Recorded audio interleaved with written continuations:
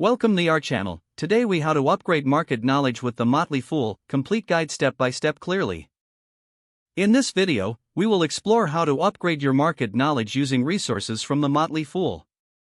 First, start by visiting the Motley Fool's website. Create an account to access premium content. Familiarize yourself with the layout and navigation of the site. Explore the various sections, including articles, podcasts, and newsletters. Take note of the latest market news they cover. Listen to their podcasts for insights from experienced investors. Join discussions in their community forums to engage with other investors. Utilize their stock recommendations and analysis for informed decision-making.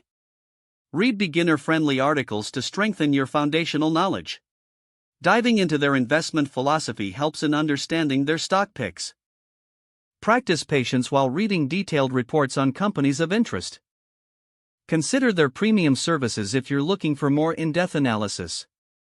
Stay updated with their educational videos for visual learning. Participate in virtual events or webinars they host. Regularly revisit the website to stay informed about market trends. Set aside time each week to read and absorb new content. Create a list of key takeaways to apply to your investment strategy. Finally, review your progress periodically to measure improvements in your market knowledge. If the page does not load, refresh the browser or try again in a private or incognito window. Make sure you are using the correct email address, then retype it carefully to avoid small typos. If your password is not accepted, use the reset option and create a new strong password you can remember.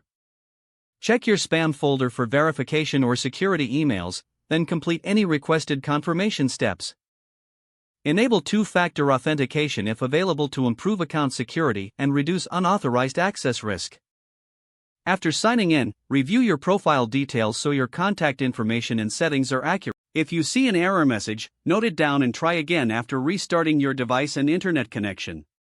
Log out when you finish, especially on shared devices, to keep your account and payment information secure.